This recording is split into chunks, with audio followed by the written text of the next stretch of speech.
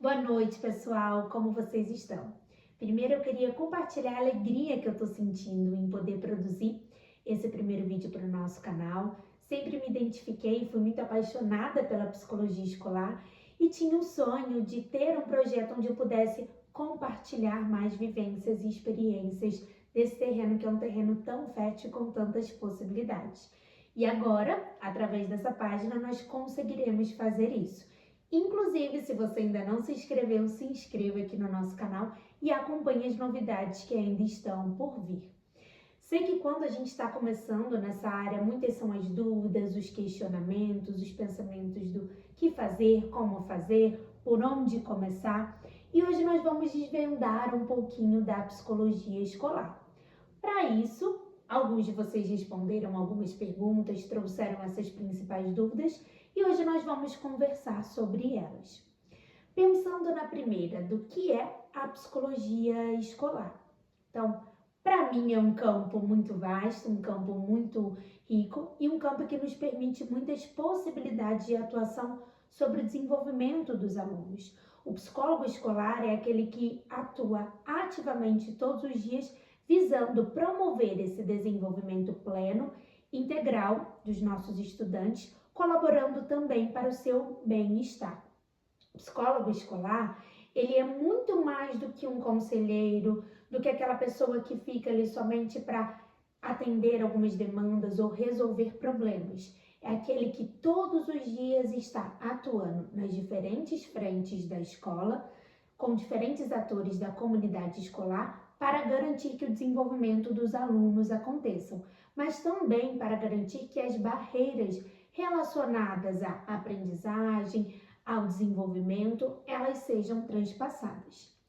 Imagine um lugar onde cada aluno, onde cada indivíduo tem a possibilidade de se desenvolver plenamente, não apenas de maneira acadêmica, não apenas focado em obter boas notas e bons resultados, mas um desenvolvimento que perpassa também pelo socioemocional, onde além de aprender conteúdos, ele aprenda também os valores, as habilidades que vão tornar ele um indivíduo melhor. Nesse sentido, a psicologia escolar ela vem a contribuir para garantir que esse espaço seja de fato um espaço que considere todas essas áreas, para garantir que essa atuação sobre o desenvolvimento socioemocional, uma atuação que considere os interesses, as habilidades, o potencial de cada aluno e trabalhe para que esse aluno se desenvolva plenamente. Então, o psicólogo escolar é um facilitador do desenvolvimento desse aluno, de forma que ele conhece cada um na sua individualidade, na sua singularidade e vai trabalhando para que a partir disso seja explorado o melhor daquele aluno, guiando e orientando a equipe que está ali trabalhando com ele. Então, esse é o espaço, esse é o terreno onde a psicologia escolar atua, garantindo a inclusão, garantindo o desenvolvimento pleno, mas principalmente o bem-estar emocional dos alunos, porque considera outros fatores que não só o aspecto acadêmico, mas todo um contexto desse aluno que influencia no momento de aprender. Hoje, a gente entende, muitos estudos já foram feitos para que a gente pudesse compreender que todas as questões emocionais e afetivas perpassam o momento de aprender. Então, para que esse aluno ou qualquer aluno esteja em condições de uma aprendizagem e desenvolvimento, o aspecto socioemocional, o aspecto relacional, ele precisa ser considerado. Por isso a importância de um psicólogo dentro da escola, para que se tenha esse olhar. E nossas atuações, elas são diversas. Nós podemos atuar com toda a comunidade escolar, considerando os professores por meio de formações e capacitações sobre as etapas do desenvolvimento, porque às vezes o maior desafio é compreender a etapa e o que se espera daquele aluno para entender de que forma eu posso potencializar e até onde eu posso cobrar desse aluno. Então, capacitar os professores sobre as etapas do desenvolvimento, capacitá-los também sobre as práticas inclusivas, que hoje é um desafio muito grande dentro das escolas, também promover um acolhimento e um programa de saúde emocional também, de forma a manter o bem-estar desse professor, uma vez que ele é o agente que está diretamente ali em contato com os nossos aprendizes.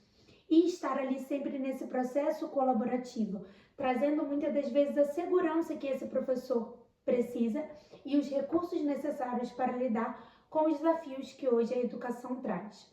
Nós também podemos atuar com os pais, através de orientação para os pais. Muitos pais, nós percebemos hoje na comunidade escolar, que eles têm muita vontade, muito desejo de ajudar os filhos, mas não sabem os caminhos, não sabem como fazer isso. E nós, enquanto psicólogos, podemos fazer essa orientação, uma formação para os pais, um processo também de alinhamento sobre práticas de rotina, sobre práticas de acolhimento, sobre práticas de manejo comportamental. Então, podemos estar acompanhando os pais, trazendo eles para perto para que eles colaborem nesse processo dos alunos. E podemos também atuar com os nossos alunos, como eu já disse anteriormente, conhecendo e potencializando as habilidades que eles já trazem com eles. Quando nós enxergamos todas essas áreas, nós entendemos o impacto e o potencial que a psicologia escolar ela tem sobre o desenvolvimento pleno dos alunos. Nós entendemos a importância do nosso papel. Nós entendemos onde nós podemos começar e até onde nós podemos ir e como nós podemos potencializar e trabalhar com esses alunos. Nós entendemos que são vastas as possibilidades de atuação, mas para isso nós precisamos nos dedicar em conhecer e nos conectarmos com a nossa comunidade. Então, o psicólogo conselheiro que apaga incêndio é aquele que fica lá na sua salinha esperando que as demandas venham até ele. O psicólogo escolar que atua de maneira ativa, colaborativa e que consegue o seu espaço, o seu respeito dentro da instituição, é aquele psicólogo que vai de encontro. Ele se conecta, ele conhece a comunidade escolar dele, ele está sempre disponível para o suporte e ele trabalha de forma preventiva. Ele não espera somente que as questões venham, ele vai de encontro a elas, compreendendo o potencial que ele tem, entendendo também o papel e a responsabilidade que ele tem em atuar assertivamente sobre essas questões. E aí vem uma segunda pergunta: como é ser psicóloga escolar? Olha, é até suspeito eu falar isso porque eu amo a psicologia escolar. É uma das áreas da psicologia que eu mais me identifico. Então, quando nós enxergamos, como eu trouxe, o potencial do nosso papel, nós entendemos o quão gratificante é. Nós percebemos que, às vezes, com essas pequenas ações, nós podemos auxiliar as pessoas que estão ali ao nosso redor. Como, às vezes, um olhar, uma palavra, uma formação, uma orientação tem esse poder transformador na vida das nossas crianças e dos nossos adolescentes. E isso se torna muito gratificante porque nós conseguimos enxergar um propósito e um significado maior no nosso trabalho. Então, para mim, é muito gratificante. E quando eu penso em todas essas possibilidades de atuação, além de ser muito gratificante, é muito animador. Pensar e repensar projetos, estruturas, processos que eu posso estar empreendendo ali de maneira muito colaborativa e ativa, sempre buscando o melhor para a minha comunidade escolar, mas sempre com foco no bem-estar ali dos meus alunos. Então, pensando nesse ambiente escolar inclusivo e saudável, a psicologia escolar pode atuar com esses projetos de prevenção, onde a gente vai trabalhar com algumas demandas psicossociais que surgem e são inerentes, próprias das etapas do desenvolvimento, porque a gente sabe que algumas fases são fases mais conflitivas, são fases onde nós vamos ter alguns desafios com as figuras de autoridade, porque são próprias desse processo de se desenvolver, se compreender e achar o seu lugar no mundo que o aluno vai passando. Então, compreendendo essas etapas, nós podemos fazer projetos de prevenção para trabalhar algumas temáticas que já são e já vêm de encontro àquela faixa etária, visando a atuar de forma a dar um repertório, a dar um direcionamento para que quando os alunos enfrentem esses desafios, porque eles vão surgir, mas para que quando eles enfrentem, eles estejam munidos mais de oportunidades e orientados sobre como lidar. Nós atuamos também dentro da psicologia escolar com avaliação e orientação, observando de maneira muito cuidadosa e cautelosa as demandas que surgem, observando o que nos chama a atenção, o que está além daquilo que é o esperado para aquela faixa etária, para aquela fase, ou que está aquém também do que a gente espera, visando também não só traçar estratégias de suporte para superar essas dificuldades, mas em alguns casos realizar orientação parental, orientação de professores e em alguns casos até realizar um encaminhamento para esse acompanhamento ou avaliação externa. Então, inúmeras são essas possibilidades. E também a colaboração, que a gente sempre tem com toda a comunidade escolar, reforçando esse nosso papel e o conhecimento que a gente carrega. Muitas das vezes a gente carrega esse conhecimento e não compartilha ele com a comunidade escolar. E é um conhecimento muito rico que permite com que todos atuem de maneira mais assertiva. Então, mais uma vez, veja como são amplas as possibilidades que a gente tem e amplas também são as ferramentas que a gente pode desenvolver para ser mais assertivo dentro dessas questões. Então, quando a gente se identifica, quando a gente se dedica, a gente consegue fazer um trabalho transformador. E aí eu entro na terceira questão. Um conselho, uma dica para quem está ingressando nessa área. Primeiro, muito estudo e muita dedicação. A gente sabe que o conhecimento a cada dia ele vem se ampliando, ele vem se aprofundando, principalmente quando a gente fala da área de educação inclusiva. A cada dia a gente tem uma nova descoberta, um novo olhar, uma nova estratégia. Então, a atualização e o estudo constante são de extrema importância para esse desenvolvimento. A gente não pode ficar só com aquele conhecimento que a gente recebe na faculdade e pensar que isso é suficiente. Até porque a gente precisa fazer esse aprofundamento teórico para que a gente também se sinta seguro para fazer essa transição entre o que se aprende e como se coloca na prática.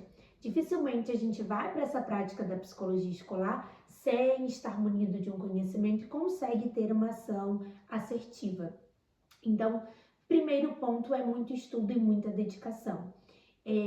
Tentando entender cada demanda, cada aluno, cada questão, não como uma categoria, um CID ou como um artigo que você leu que você vai formatar, mas tentando ter esse conhecimento profundo sobre a demanda, o aluno que está ali à sua frente e fazer um link entre aquilo que você tem estudado e procurado se aprofundar. Então, o estudo é essencial, um estudo constante. Mas também, além de muito estudo, da gente estar munido de muita teoria, de conhecimento e repertório, é a gente desenvolver principalmente a habilidade da empatia.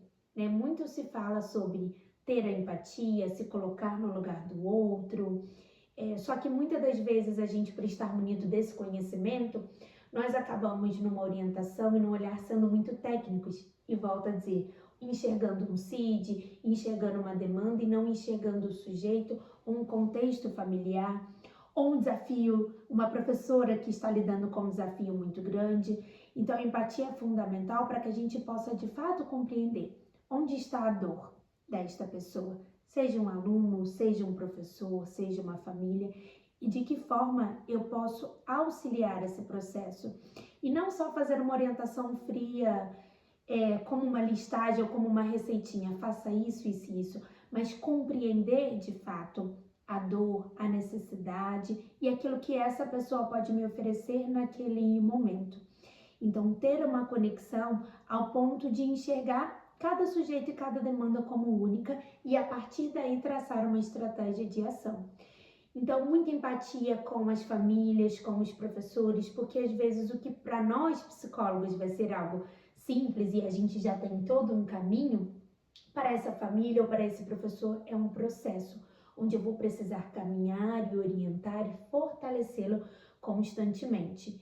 Então, esse olhar é um olhar essencial para o ambiente escolar. Essa conexão, esse contato profundo com o outro que nos permite, através desse olhar, fazer uma orientação mais assertiva. Pense se você está indo para um espaço, você como mãe ou como pai, se tiver um filho, e uma pessoa que você nunca viu faz uma orientação, uma receitinha de bolo, sem considerar a sua rotina, a sua demanda, a sua vivência. Muito dificilmente você sairia daquele espaço e você atenderia essa solicitação, esse direcionamento. Agora, se você enxerga uma conexão, se você percebe que aquele profissional conhece de fato o seu filho, está interessado no desenvolvimento dele, esse processo ele acontece de maneira muito natural. Então, é esse olhar e essa conexão que também é muito importante para esse ambiente. Da mesma forma com os alunos. Se nós só aparecemos para resolver problemas, para apagar incêndios, dificilmente esse aluno vai se sentir confortável comigo para me procurar quando ele tiver uma questão emocional, ou para aceitar o meu direcionamento e ajuda quando ele tiver um conflito com os colegas, para que ele me ouça, ele precisa ter um vínculo comigo. Então, ir ao encontro também fala muito sobre essa empatia de compreender a criança e se conectar de maneira profunda com ela. E muita habilidade de comunicação, porque dentro desse ambiente nós lidamos com públicos muito diversos, de conhecimentos também muito diversos. Precisamos estar sempre em orientação, informação e com muita responsabilidade com aquilo que a gente fala, porque a nossa fala, o nosso direcionamento tem um peso muito grande. Então, volto para o conhecer, estar muito fortalecido naquilo que você fala, mas pensar também a forma como você vai comunicar. De nada serve eu chegar para um público que não tem um aprofundamento de conhecimento técnico e falar numa linguagem totalmente técnica. Eu preciso me aproximar, compreender a linguagem desse professor, desse público, para que eu consiga fazer e proporcionar uma formação que também seja proveitosa para ele. Então, essas são algumas das dicas que eu dou para quem está ingressando nessa área. E aí uma dúvida que surge assim bastante. Qual a diferença do psicólogo clínico? E essa dúvida, eu penso que é uma dúvida muito pertinente, porque quando você adquirir também o nosso curso, você vai entender que, analisando a história da psicologia escolar, a gente percebe que por muito tempo houve uma aplicação muito clínica, um olhar muito clínico dentro do ambiente escolar. E por isso, às vezes, gera-se uma confusão quando o psicólogo está dentro desse espaço. O papel dele é só resolver problema, é atender alunos numa salinha, justamente por toda essa prática que vem sendo cultivada há um tempo. Mas hoje, assim, com muita atuação, muito estudo, com legislação também que respalda esse trabalho, a gente entende que é um trabalho distinto também. Então, o psicólogo escolar, ele vai atuar de forma ativa e colaborativa dentro do contexto educacional. Então, pensando nos fatores que interferem diretamente nesse contexto. Então, fatores que interferem no momento de aprender e no bem-estar emocional do aluno enquanto ele está no ambiente da escola. Dentro desse ambiente, nós teremos sim alguns momentos onde algumas intervenções e ações serão feitas pontualmente, individualmente, mas não com a mesma frequência e não com o mesmo estilo de trabalho que o clínico. O nosso olhar dentro do ambiente escolar é um olhar para a coletividade, o favorecer processos, promover um ambiente dentro do espaço e do momento coletivo. Para isso, vamos precisar, como eu disse, ter uma orientação com um aluno ou outro, mas sempre visando essa atuação como um todo. São atuações mais pontuais e sempre focadas naquilo que interfere ou perpassa o contexto educacional. O processo clínico, o psicólogo clínico, ele pode atuar tanto na clínica, como em hospitais, como em outros espaços ali também, em contextos mais variados, ele vai lidar com uma gama maior de questões, de demandas, sejam demandas comportamentais e emocionais.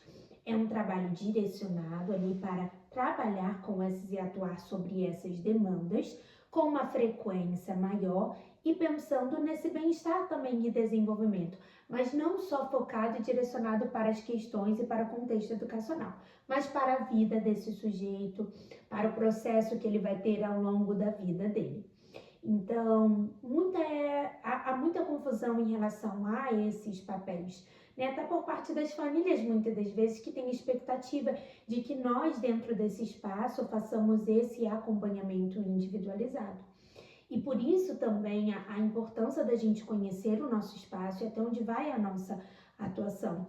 Se nós compreendemos que uma demanda ela sobrepassa o contexto educacional, claro que ela vai se refletir dentro da escola, mas não uma demanda que surge e é exclusiva, então ela vai além do contexto escolar. Nós precisamos sim fazer esse encaminhamento, essa orientação para a família, para que a gente tenha esse suporte desse profissional externo.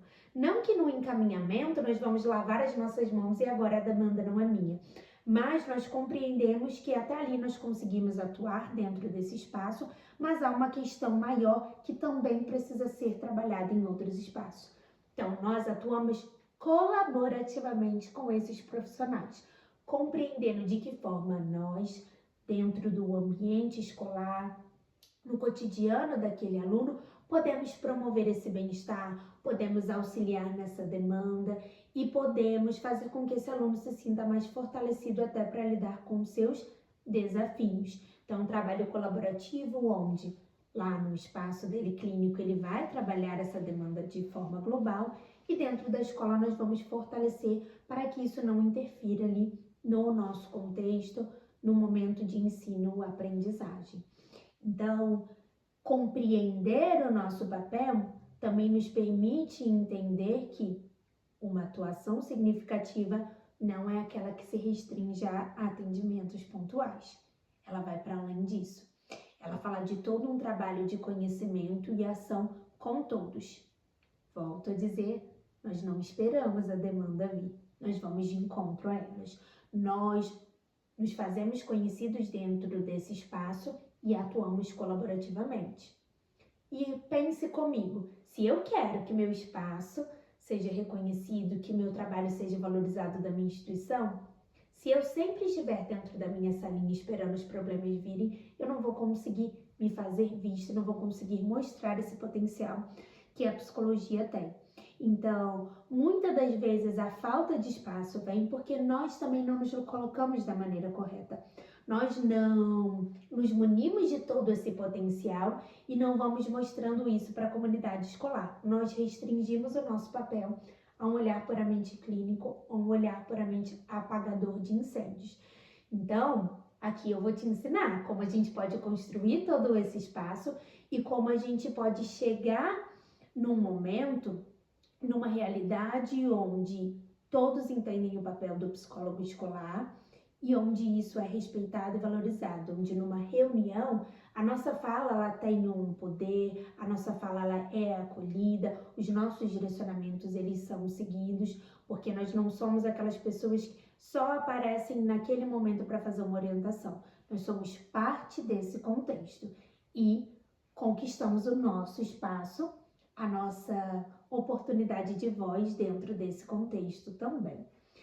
Então, conhecer isso é extremamente relevante.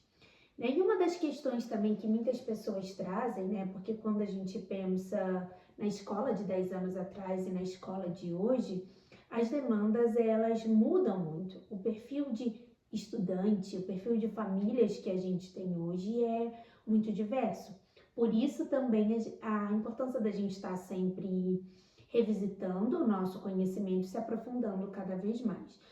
Mas muita dúvida surge em relação das principais demandas que a gente lida hoje dentro desse contexto, né? Quais os principais desafios, as principais questões, situações, problemas que surgem dentro do ambiente escolar.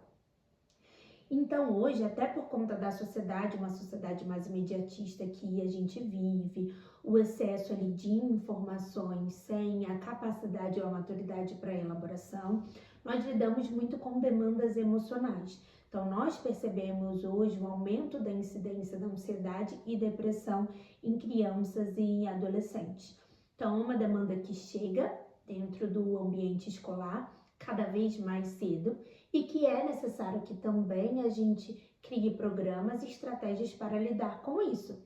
Porque o indivíduo que não está bem emocionalmente, ele não está apto para se desenvolver academicamente. Então, nesse sentido, é uma demanda que surge muito e que hoje a gente entende a importância até da educação socioemocional dentro das escolas. visando justamente já trazer luz sobre a importância de falar sobre as emoções, de identificar, expressar e aprender a se autorregular, entender o momento de buscar suporte, para que a gente já vá construindo esse caminho que nos ajude a lidar com essas outras demandas que vão surgir. Então, hoje as questões emocionais elas surgem, não surgem só na adolescência, elas vêm cada vez mais na infância também. Uma das questões hoje também que a gente debate muito, e muita legislação também e projetos são feitos em relação a isso, é a temática do bullying. E também do cyberbullying por conta do acesso que hoje eles têm às redes sociais, às internets, às mídias sociais de maneira geral. Então, hoje nós entendemos também a importância de fortalecer as crianças nas habilidades e nos valores de respeito, da aceitação das diferenças, de uma comunicação assertiva com o outro, mas apesar de todo esse fortalecimento, nós percebemos um conflito muito grande, muitas práticas discriminatórias também dentro das escolas, e nós temos a responsabilidade, o papel de atuar sobre essas questões. Trabalhar com intervenções não só para resolver quando é um problema já instaurado, mas com intervenções preventivas, porque essas intervenções preventivas nos dão um caminho e ferramentas maiores para que a gente possa lidar e aplicar quando um problema ou uma situação ela já está instaurada. Então, tem também a questão da educação inclusiva. Hoje também nós temos um conhecimento maior da inclusão escolar, nós compreendemos muito mais o nosso papel em promover, não só como psicólogos, mas como indivíduos, a nossa responsabilidade em promover e atuar garantindo que a gente tenha de fato uma sociedade inclusiva, não só uma sociedade que traz estratégias que incluem para que seja incluída essa criança no ambiente físico, mas traçar estratégias e fazer um trabalho para que a inclusão, de fato, ela aconteça, uma inclusão social, e não só uma inclusão no ambiente físico. Então, hoje a gente percebe o número de aumento também dos quadros diagnósticos, não só voltados para a inclusão, mas também para os transtornos de aprendizagem. Não porque hoje há só uma tendência de diagnosticar, de medicalizar, mas também porque há um conhecimento maior. Claro que enquanto psicólogos nós temos que tomar cuidado, há uma linha muito tênue entre ter o conhecimento e de fato você caminhar para entender que é um caso de uma avaliação neuropsicológica, do encaminhamento, ou de você compreender que são questões às vezes contextuais e pontuais, não trazendo que tudo é um diagnóstico. Mas sim, existem diagnósticos, sim, o conhecimento, ele é um conhecimento mais amplo e mais aprofundado, então é uma realidade que vem e que muitas das vezes a nossa comunidade não sabe lidar, porque nós não aprendemos, nós não fomos ensinados a ter práticas inclusivas. Essa é a verdade. Muito do que a gente conhece às vezes na faculdade é muito superficial. E há uma distância muito grande entre aquilo que a gente vê na teoria e como é a prática. Então, é uma demanda muito grande que surge, que necessita da gente esse conhecimento, esse olhar e uma atuação constante para que a gente garanta que essa prática inclusiva ela ocorra. E tem também uma outra questão, um outro problema que surge muito, que é uma pressão também social muito grande por resultados. Uma pressão acadêmica muito grande que às vezes gera uma autocobrança por parte dos alunos, que às vezes pode trazer um quadro emocional e que às vezes até afeta de forma que esse indivíduo ele não consiga atingir ou demonstrar o seu potencial pleno por toda a pressão que surge. Então, um trabalho muito grande também que a gente precisa fazer com as famílias e às vezes, muitas vezes com a comunidade, sobre essa pressão e essa expectativa de resultado. Então, são essas as principais demandas que hoje nós lidamos dentro desse contexto. Como eu disse, poderia passar horas e horas aqui falando sobre esse campo de atuação que é muito vasto e que traz muitas possibilidades e que nos permite ter uma prática transformadora, não só na vida dos nossos alunos, mas na vida também de toda a nossa comunidade escolar. Eu espero realmente que você tenha se interessado por esse conteúdo e que a partir dele você queira se aprofundar mais nesse universo que para mim é um universo mágico, que é a psicologia escolar, para que juntos nós possamos traçar caminhos, possibilidades e que juntos nós consigamos também com que você, psicólogo, tenha esse espaço e trabalho reconhecidos dentro da sua instituição. Se surgirem mais dúvidas ou questões pela minha página, você pode trazer. Eu estou aqui disponível para ajudar e orientar vocês. Boa noite!